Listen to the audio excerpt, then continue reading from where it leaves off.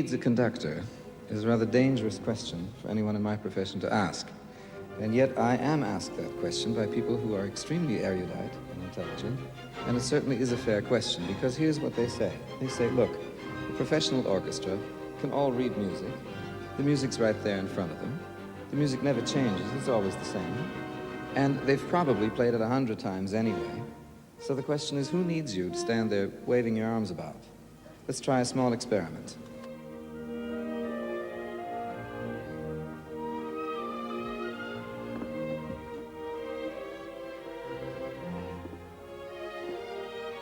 Now you watch. Any second now, they'll just go completely to pieces without me. You watch. Any second, this can't go on. They'll just fall apart.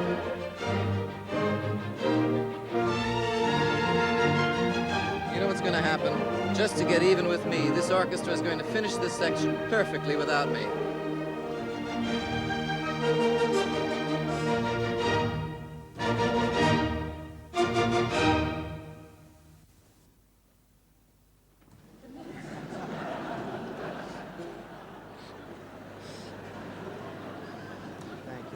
You're all fired.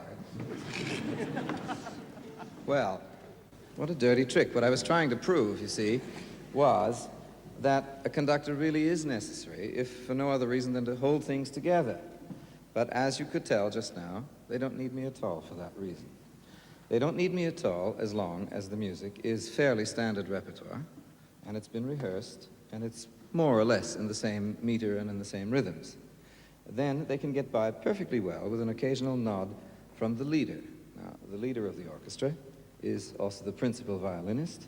He kind of represents the orchestra, and he traditionally sits nearest the conductor and is supposed to laugh at all his jokes. Yes, good, thank you. But you see, in the old days, actually, it was the leader's job, before the conductor as we know him today, it was the leader's job to hold things together. And the conductor as we know him today is a fairly recent business. At the time of Haydn and Mozart, for instance, the music was directed by the fellow sitting at the keyboard, and he was usually the composer. Now, this is Haydn, down in the bottom left-hand corner of the orchestra, during a performance in the little opera house at Esterhazy. Or, the musicians used to be led by a fellow who used a rolled-up sheet of manuscript paper with which he used to bash out the time, and never mind the noise it made. There he is. You don't think I'm serious? I tell you something. In the magnificent court of Louis XIV, there was a composer called Lully. And in those days, he used to thump out the rhythm of the piece he was playing with a huge walking stick, which in those days was a staff of some considerable size. Can I have that, John, please? Yes, thank you very much. Gentlemen, would you, ready?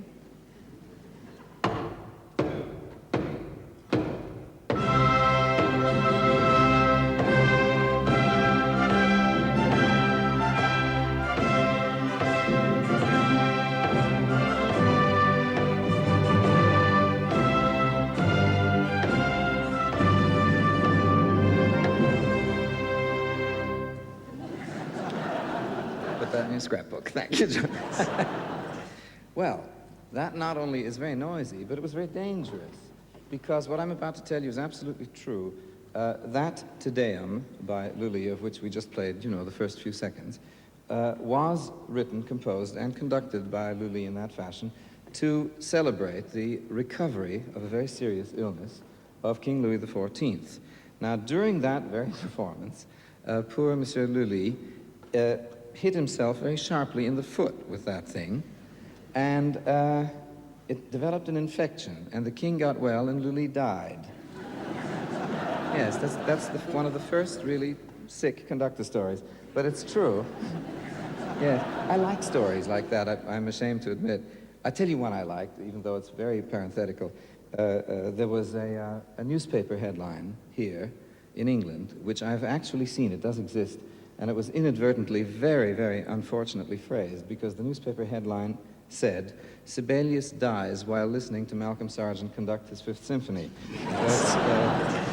Well, never mind.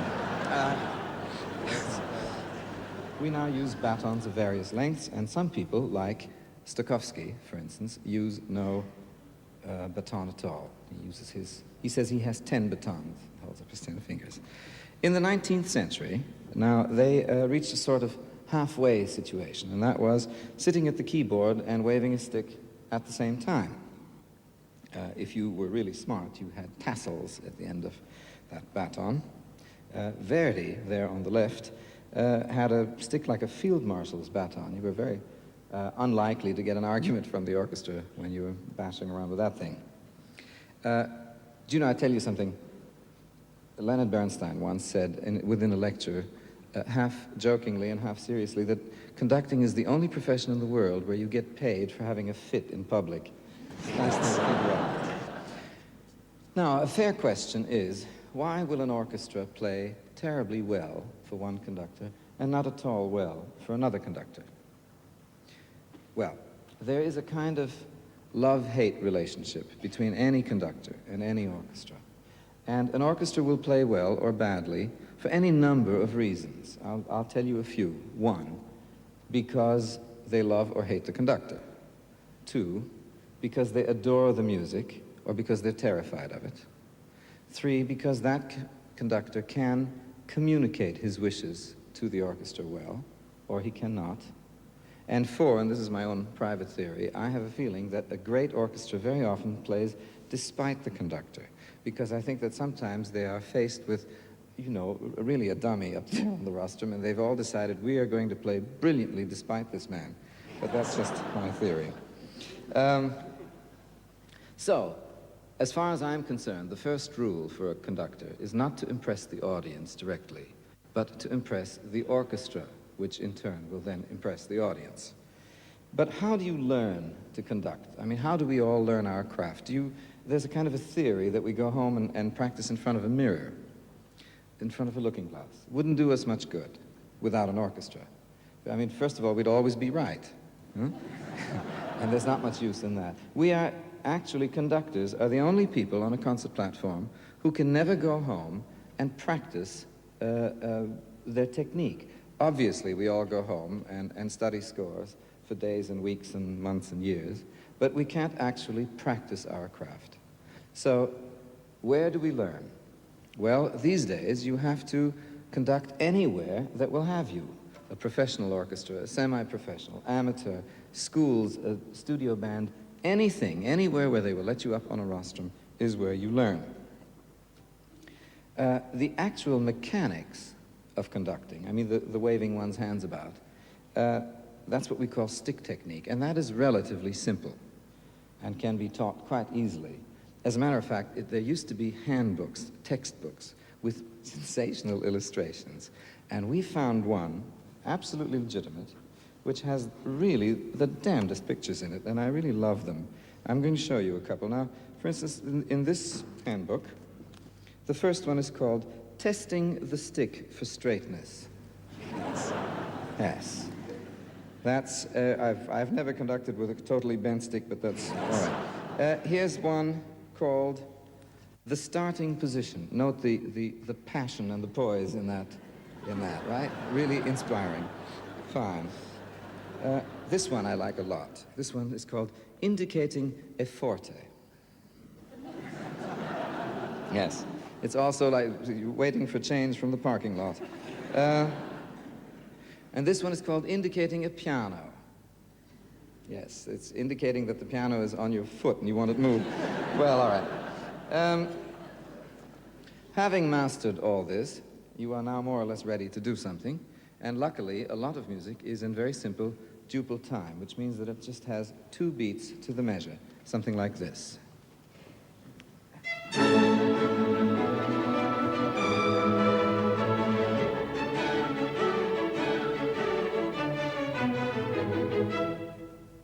Or it's in triple time, which is simply 3 beats to the measure.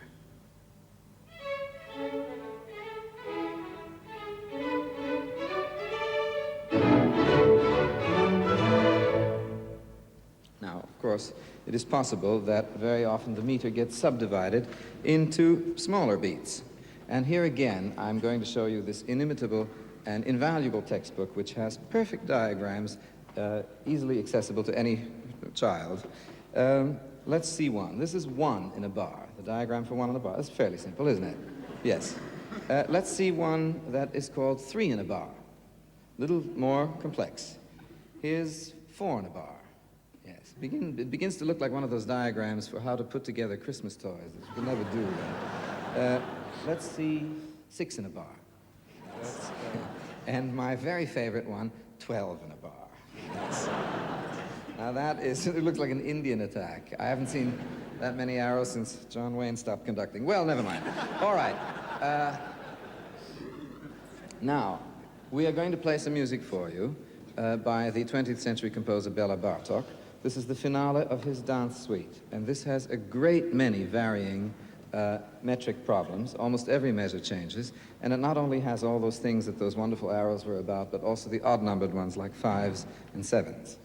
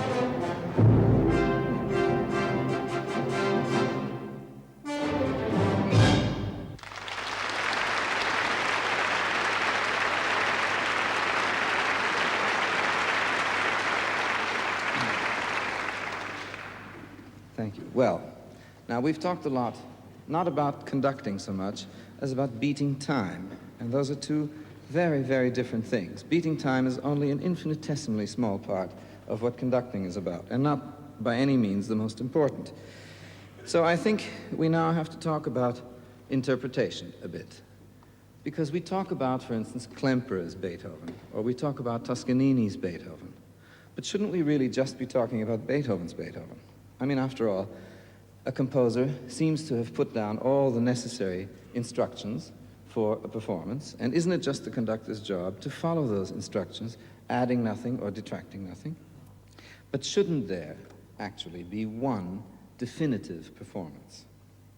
How far can a conductor actually go by imposing his own interpretation onto the written notes? Because that ultimately, of course, is the conductor's job. Well, you see, you have to start with real basics. Now, there are interpretations, for instance, of such simple everyday words as loud and soft or fast and slow, because very often that's all it says. Now, a conductor has to think about the following. When an 18th century piece of music is marked fast, is that the same kind of fast as a score that was written last year? When it says loud in Handel, is it the same kind of loud as in Stravinsky? When something is marked with one F, in other words forte, for as gentle an instrument as the flute, and at the same time, the same F denoting the same loud is marked under 4 horns, 3 trumpets, and 3 trombones and a tuba, well, obviously, I mean, something's got to give, and you have to balance all that out, and you have to see who's doing what where. Even tempo is an enormous difficulty. I was handed a score yesterday, I promise you, last night, of a work we're going to do next season, and the work runs about 30 minutes. And at the beginning of the score, it says, not fast. Well, I mean, you know, that's what I call the easy way out for the composer, but I will have to study that and decide what I think, hopefully, he meant by the words, not fast.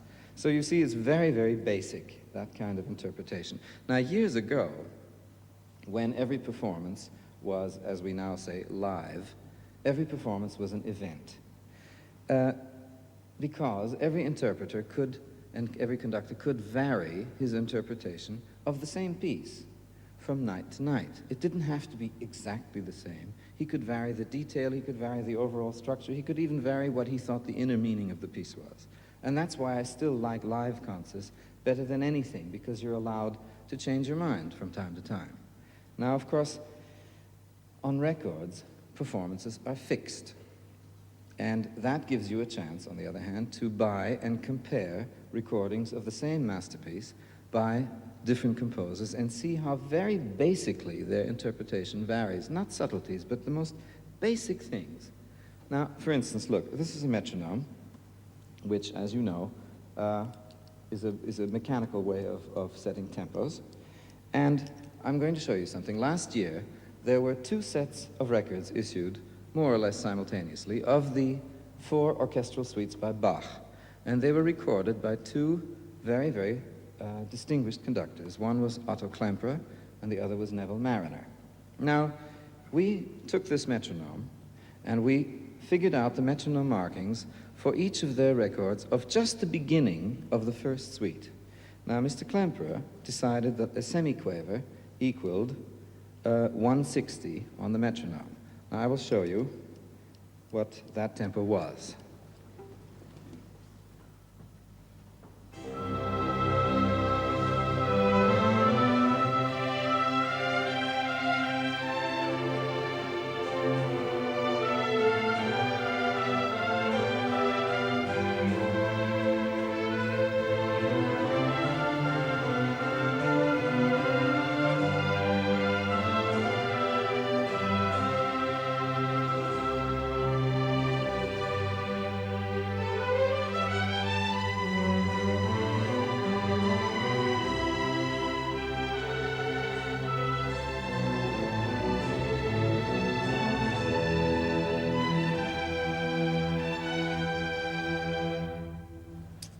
Now, we did the same thing to Mr. Marriner's recording, and we found, to our surprise, that he put not a semiquaver, but a quaver at 152. In other words, virtually exactly double that tempo.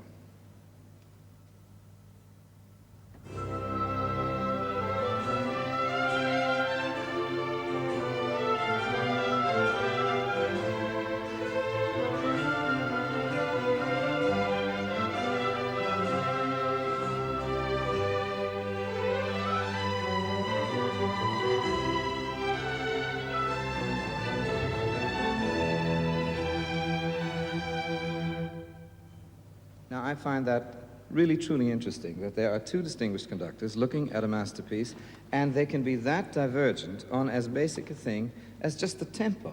Now, think of how interpretively they must differ on real subtleties if they start off from square one that divergently. Now, there actually were two schools of thought about conducting. The first conductor, as we know him, in other words, a man who stands in front of an orchestra and, if you like, imposes his will on an orchestra, was Mendelssohn. So, in other words, it was about, 150 years ago. Now, his school of thought is simply that a conductor's job, his responsibility was to do exactly what the composer had on the printed page, adding nothing and detracting nothing. The other school was Wagner. Wagner was a bit more passionate about conducting because he felt that he would give the conductor carte blanche to do whatever the conductor felt was correct in terms of tempo, fluctuations of tempo, dynamics, phrasing, even to the point of occasionally touching up the orchestration and changing it. Sometimes I'm asked, which of those two widely divergent schools I belong to, and I guess I couldn't really answer that one way or the other.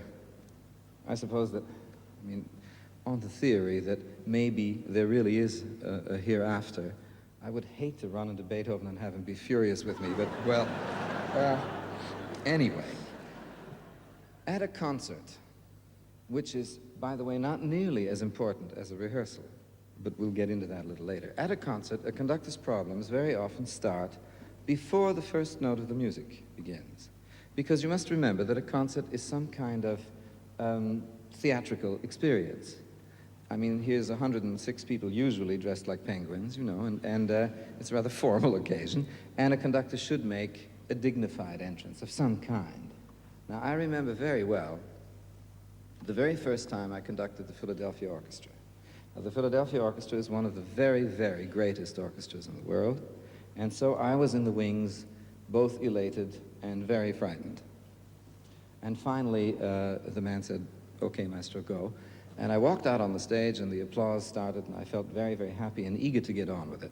So I walked briskly to center stage and misjudged the height of the rostrum, and in full evening kit, went flat on my face across the rostrum, but like a circus clown, just bam, like that. Well, the orchestra adored it, They thought it was by far the best part of the concert. And so I picked myself up, and suddenly through my head went Freud's maxim, there are no accidents. But I did feel that once I gave a downbeat and off we went into Mahler, that at least for that night, I had got all my problems over with before the music had started. But let's assume that you've made it to the rostrum without actually breaking your neck, and you are now more or less ready to start. Lights are dimmed, and it's now or never. Now, you see, you come to a quite serious moment of conducting, because, I promise you, there is only one split second which is the correct moment to start a piece of music. And I can't really explain that, but if you wait a split second too long, or if you jump the cue and do it a split second too early, that particular and peculiar magic that happens at the beginning of a piece can be destroyed. And you learn that, not in the conservatory, you just learn that kind of timing, that feeling, as you conduct more and more. Of course, that's a kind of a mysterious problem about starting. There is a very practical one. Some pieces are just difficult to start, technically, for the orchestra and for the conductor. An infamous one, a notorious piece, is Richard Strauss's tone poem, Don Juan. Now, let me just play you the beginning of this.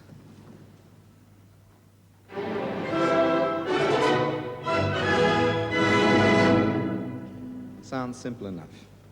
But I absolutely promise you that that very beginning has caused more disasters and more chaotic beginnings than anything you can think of, because Strauss was really wicked when he wrote that. First of all, it doesn't start on a proper downbeat. Then it's fiendishly difficult, especially for the strings, right away. And it has just been a famous jumble. There's a very distinguished colleague of mine who solved this problem. He was really worried about that piece, and he solved it in the most ingenious way. Now, I grant you that it was a cheat, but it was sensational. I'm going to show it to you. Now, pretend with me that I am this distinguished conductor. I will get off the rostrum and get back on to start this piece again, but you must do me a favor. Pretend along with me that I am this distinguished man and applaud like mad. Yes, please?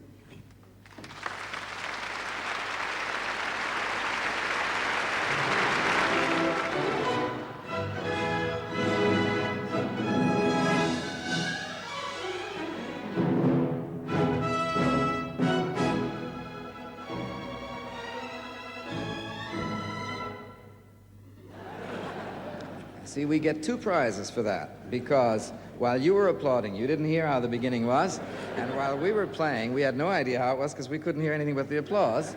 And once that stopped, we were already safely into bar 3, and no one hurt. Well, anyway, I admired him for the idea. Incidentally, although the music of Strauss is extremely extrovert and highly supercharged and romantic, his thoughts on being a conductor, and he was one of the world's most renowned conductors, apart from being a great composer, his thoughts on conducting were eminently practical. Now, in a book which I own and which I treasure, he set down some, I think, a dozen or 15 rules, advice to young conductors. I won't bore you with all of them, but there are 3 that I really truly adore, and I'll read them to you. 1, advice to young conductors. 1, you should never perspire when you conduct. Only the audience should get warm. 2, this one I do love. Never smile encouragingly at the brass. Sorry. And 3, the thumb of the left hand of the conductor must never leave the pocket of his waistcoat. I mean, I don't even have a jacket on, so I can't be much. But, well, a long time ago, when I was a student, I studied with a very, very great conductor, Pierre Monteux, who used to be, in point of fact, the principal conductor of this very orchestra. But I studied with him in America, and he said something to me once that I've never forgotten. He stopped me once while I was conducting, when I was a student of his, and he said, "May I ask you something? Do you think, at this particular moment in the piece, that the orchestra is playing very well?" And I said yes, that I thought they were indeed playing very well. And he said, "Well, so do I, so don't get in their way." Now, that was lovely advice, and I've never forgotten it. There are many moments where that is eminently applicable. For instance, when an orchestra abounds with great soloists, such as this orchestra does, it is foolishness to inflict your own conducting and every nuance, every fluctuation on them. You should just let them play. A piece that has lots of these kind of solo passages in it is Rimsky-Korsakov's Scheherazade. Now let us just play you a few minutes of that, and hopefully I can remember my old master's advice.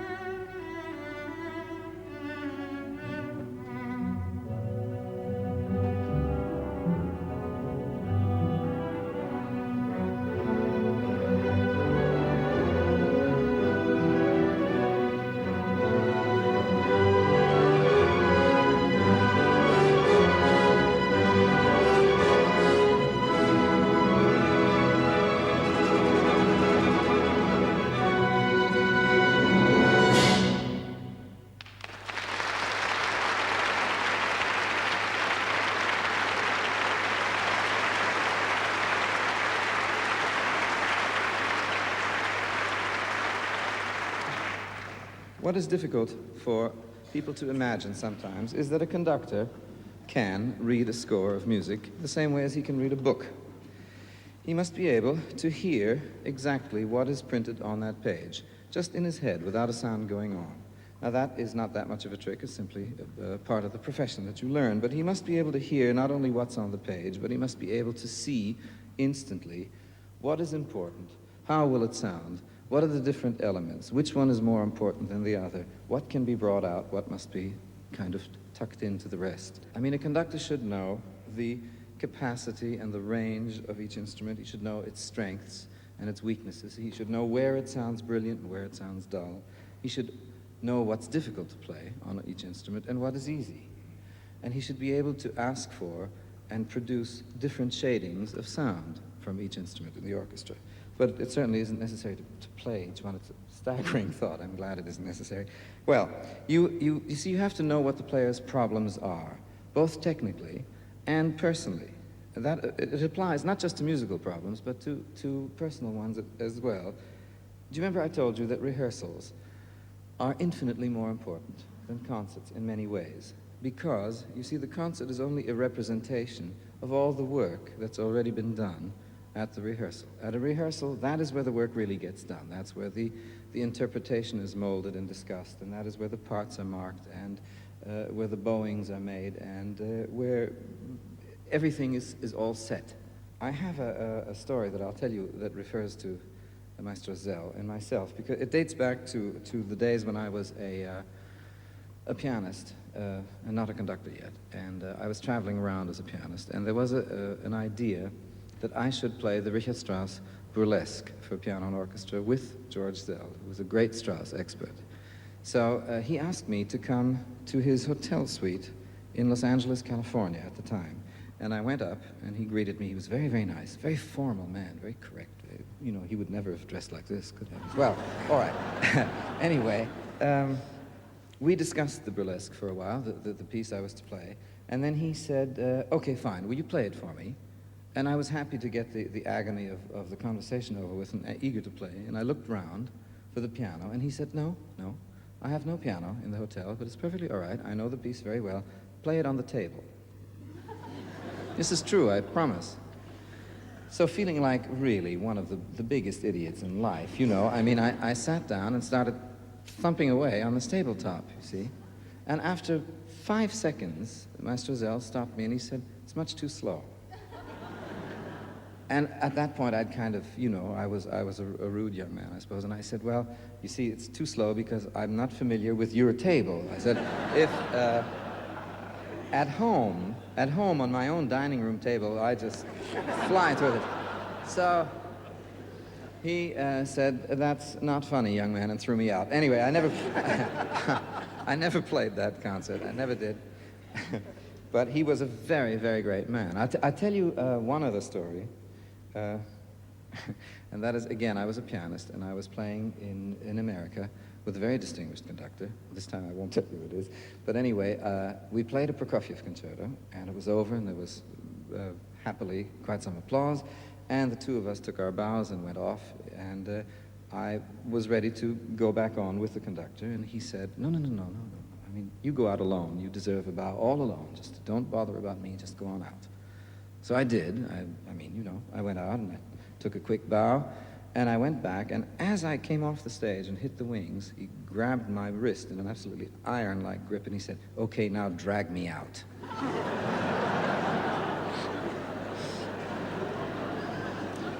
And please don't start guessing games as to who that was, because I won't tell you anyway.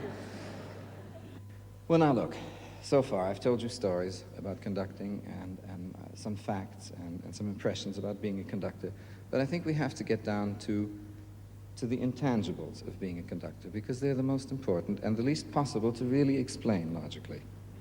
Do you remember I told you about that split second that was the only correct split second of starting a piece? Well, that doesn't apply just to the first note of a piece. It applies to every note in the work. The timing and the spacing of one note to the next note, one phrase to the next phrase, one idea to the next idea, one movement to the next. It all has to be placed into that kind of time continuum, because that's what music's all about. kind of time and space.